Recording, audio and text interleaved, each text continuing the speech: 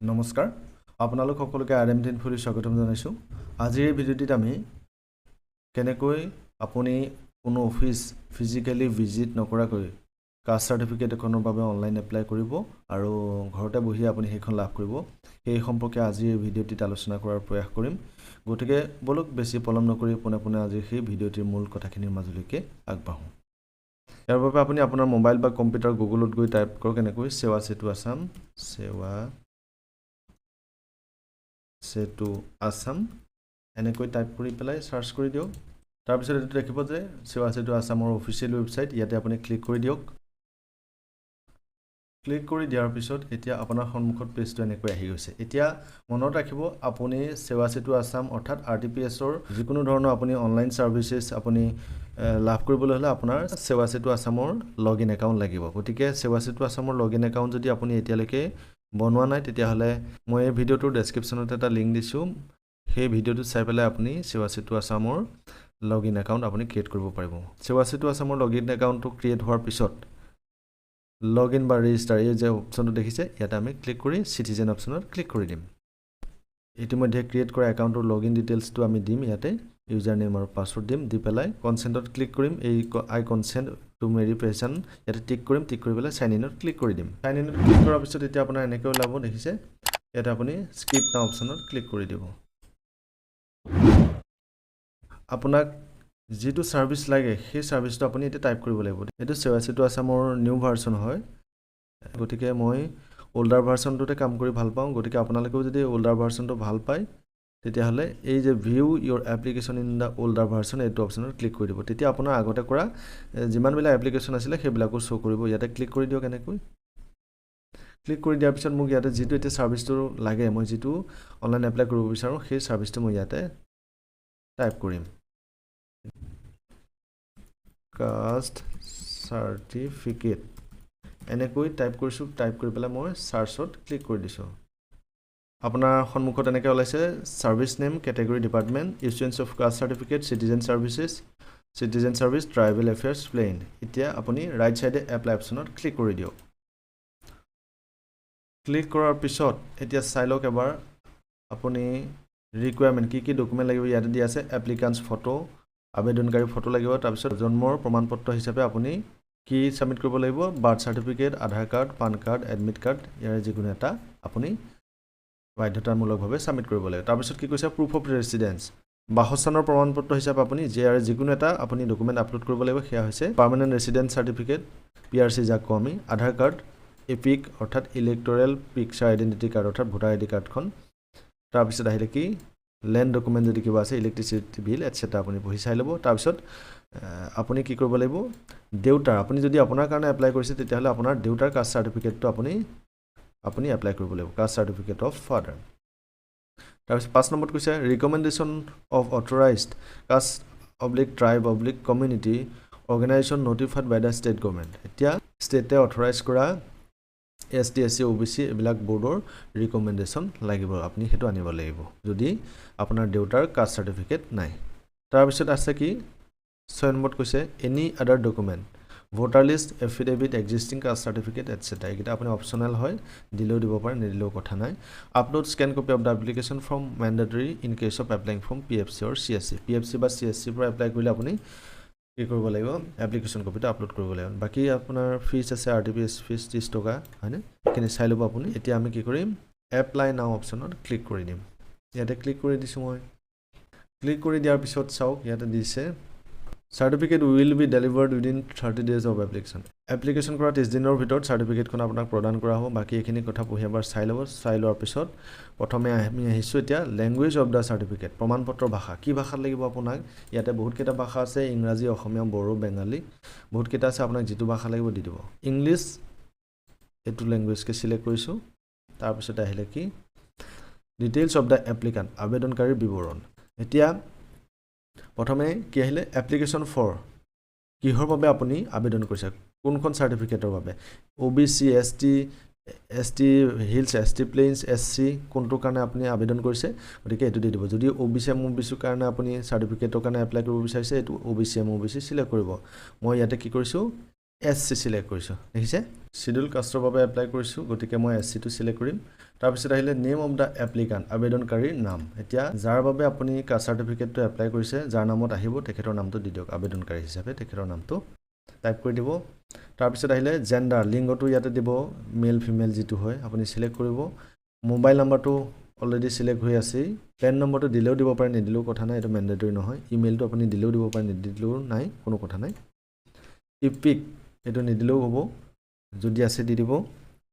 তাৰপিছত আহিলে date of birth এটো সবচে ইম্পৰ্টেন্ট বস্তু নাম ডেট অফ বাৰ্থ একিটা গতিকে আপুনি ডেট অফ বাৰ্থটো প্ৰথমে ইয়াত মাৰিব তাৰপিছত আপুনি এনেকৈ ক্লিক কৰি পেলাই প্ৰথমে চনটো সিলেক্ট কৰিব যেটো চন হয় দিব দিয়াৰ পিছত কোনটো মাহ হয় মাহটো সিলেক্ট কৰিব তাৰপিছত তাৰিখটো সিলেক্ট কৰি দিব ইয়াতে এনেকৈ যেটো হয় দি দিব তাৰপিছত আহিলে ফাদাৰ্স নেম দেউতাকৰ নাম আবেদনকাৰীৰ দেউতাকৰ নামটো ইয়াতে দিব মাদাৰ্স নেম মাদাৰ নেমটো মাতৃ নামটো ইয়াতে দি দিব তাৰপিছতে কাষ্ট টাইপ কমিউনিটিত মই ইয়াতে 3 নম্বৰটো বৃত্তিয়াল বনিয়া বনিয়া অপচনটো মই সিলেক্ট কৰিছোঁ ইয়াতে আপোনালোকে যেটো হয় দি দিব ইয়াতে আছে দিলো দিয়াৰ পিছতে সাব কাষ্ট উপজাতি হিচাপে কোনটো হয় ইয়াতে আপোনালোকে দিব সিলেক্ট কৰি পেলাই মই ইয়াতে বনিয়া দিছো আপোনালোকে যেটো হয় দিব এখিনি হৈছে তাৰপিছত আহিলে এড্ৰেছ অফ দা এপ্লিকান্ট আবেদনকাৰী ঠিকনা এতিয়া চাওক এড্ৰেছ লাইন 1ত আপুনি কি লিখিব প্ৰথমে নিজৰ গাঁওখনৰ নামটো দি দিব এড্ৰেছ লাইনটোত আপুনি নিয়াৰবাই কিবা লোকেশন দি দিব পাৰে আপুনি যদি ওচৰত নামঘৰ আছে তেতিয়াহলে আপুনি নিব পাৰে নিৰ নামঘৰ তেনেকুৱা ধৰণে দিব তাৰপিছত আহিলে হাউস নম্বৰটো ঘৰৰ নম্বৰটো দি দিব তাৰপিছত আহিলে ৰাজ্যখনৰ নাম এখিনি সিলেক্ট হৈ আছে তাৰপিছত ডিস্ট্ৰিক্টখন আপুনি সিলেক্ট কৰি দিব ইয়াতে গৈ পেলাই এনেকৈ যিখন ডিস্ট্ৰিক্ট হয় তাৰপিছত আহিলে সাব ডিভিজন মহকুমাটো সিলেক্ট কৰি দিব ডিস্ট্ৰিক্ট সিলেক্ট কৰাৰ লগে লগে অটোমেটিক মহকুমা ওলাই যাব আপুনি যেটো মহকুমা হয় সিলেক্ট কৰিব সাৰ্কল অফিসটো তেনেকৈ আপুনি মহকুমা সিলেক্ট কৰাৰ লগে লগে কোনটো সাৰ্কল অফিসৰ হয় আপোনাৰ ওলাই পৰিব আপুনি দি দিব তেনেকৈ মৌজাটো সিলেক্ট কৰি দিব তাৰপিছত আহিলে গাঁওখন সিলেক্ট কৰিব কোনখন গাঁও হয় আপুনি যেতিয়া মৌজাটো সিলেক্ট কৰাৰ লগে লগে আপোনাৰ ৰাজহ গাঁও কিখন ওলাই যাব ইয়াতে আপুনি সিলেক্ট কৰি দিয়ক তাৰপিছত আহিলে পুলিশ ষ্টেচন আৰক্ষী থানা তেনেকৈ সিলেক্ট কৰি দিব ইয়াতে লিখি দিব পাৰিব আপুনি আৰক্ষী থানাটো পুলিশ থানাটো আপুনি লিখি দিব পাৰিব ইয়াতে তাৰপিছত আহিলে পোষ্ট অফিস ডাকঘৰটো আপুনি ইয়াতে লিখি দিব তাৰপিছত পিন নম্বৰটো দি দিব এনেকৈ এই সকলোখিনি তথ্য শুদ্ধভাৱে ভৰোৱাৰ পিছত আমি সেভ এণ্ড নেক্সট অপচনত ক্লিক কৰি দিম আৰ ইউ শিওৰ সুধিব আপুনি ইয়েছ কৰি দিব এতিয়া চাওক application for issuance of caste certificate success your application has been saved as a draft please proceed to continue এতিয়া আপোনাৰ এপ্লিকেশনখন ড্ৰাফট হিচাপে সেভ হৈছে আপুনি এতিয়া এই ডকুমেন্ট কেইটা আপলোড কৰিব লাগিব কি আপলোড কৰিব লাগিব এপ্লিকেন্টস ফটো প্ৰথমে আমি ফটোখন আপলোড কৰি লওঁ প্ৰথমে ফটোখন আমি আপলোড কৰি লৈছো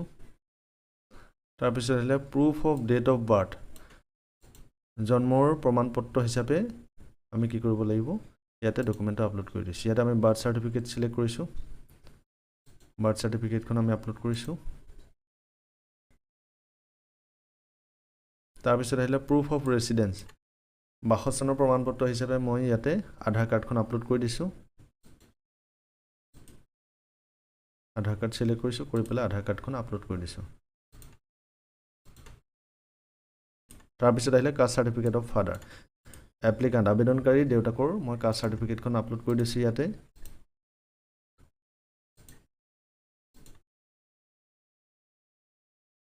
তাৰপিছত আহিলে ৰিকমেন্ডেশন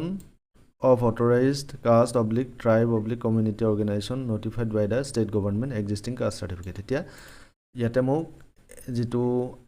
আসাম গভৰ্ণমেণ্টৰ যেটো কাষ্ট সাৰ্টিফিকেট ইস্যু কৰা অথৰাইজড বডি তেওঁলোকে ৰিকমেন্ড কৰা কপিটো মোক ইয়াতে আপলোড কৰিব কোৱা হৈছে এপ্লিকান্টৰ দেউতাকৰ কাষ্ট সাৰ্টিফিকেটখন আছে গতিকে মই ইয়াতকো STSC বৰ্ডৰ বা যেটো অথৰাইজড বডি তেওঁলোকৰ ৰিকমেন্ডেশন অনাৰ কোনো প্ৰয়োজন নাই গতিকে মই ইয়াত সিম্পলি সেই দেউতাকৰ কাষ্ট সাৰ্টিফিকেটখনকে মই ইয়াত আপলোড কৰি দিছো তাৰপিছত এনি আদাৰ ডকুমেন্ট অপচনত আপুনি কি কৰিব যদি ঘৰৰ আছে ৰেশন কাৰ্ডখন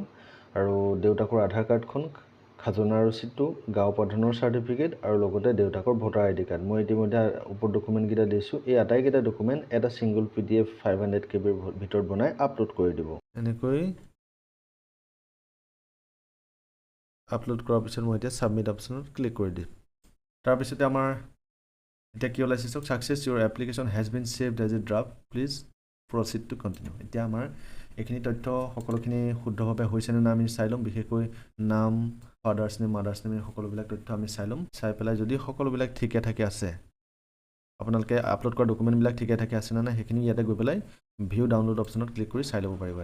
এনেকৈ চাই ল'ব যদি সকলোবোৰ ঠিকে ঠাকে আছে তেতিয়াহ'লে আপুনি মেক পে'মেণ্ট অপশ্যনত ক্লিক কৰি দিব মেক পে'মেণ্ট অপশ্যনত ক্লিক কৰাৰ পিছত আপোনাক 40 টকা পে'মেণ্ট কৰিব কৈছে আপুনি এতিয়া আপোনাৰ ইণ্টাৰনেট বেংকিং নতুবা UPI পে'মেণ্ট যোগে আপুনি 40 টকা পে'মেণ্ট কৰিব পাৰিব ডেবিট বা ক্ৰেডিট কাৰ্ড যোগে আপুনি পে'মেণ্ট কৰিব পাৰিব এতিয়া আপুনি ইয়াতে বহুতকেইটা বেংক আছে দেখিছেনে ইয়াতে যিকোনো এটা বেংক সিলেক্ট কৰক আপুনি সিলেক্ট কৰি পেলাই আপুনি পে'মেণ্টটো কৰি দিয়ক এনেকুৱা কথা নাই যে আপুনি অকল মানে এইকেইটা বেংকৰ একাউণ্ট থাকিলেহে যে পে'মেণ্ট কৰিব পাৰিব তেনেকুৱা নহয় এইটো তেওঁলোকৰহে পে'মেণ্ট গেটৱে আপুনি ইয়াৰে যিকোনো এটা বেংক সিলেক্ট কৰি এগ্ৰি অপশ্যনত গৈ পেলাই প্ৰচিড ফৰ পে'মেণ্ট কৰি পেলাই আপুনি 40 টকাটো পে'মেণ্ট কৰি দিয়ক গতিকে আজিৰ ভিডিঅ'টিত আমাৰ এইখিনি কথাই আলোচনা কৰিবলগীয়া আছিলে আপোনালোকে যদি ভিডিঅ'টো ভাল পাইছে লাইক কৰিব কমেণ্ট কৰিব আৰু যদি চেনেলটো এতিয়ালৈকে ছাবস্ক্ৰাইব কৰা নাই কাইণ্ডলি চেনেলটো ছাবস্ক্ৰাইব কৰিবলৈ নাপাহৰিব গতিকে লগ পাম পৰৱৰ্তী ভিডিঅ'ত ধন্যবাদ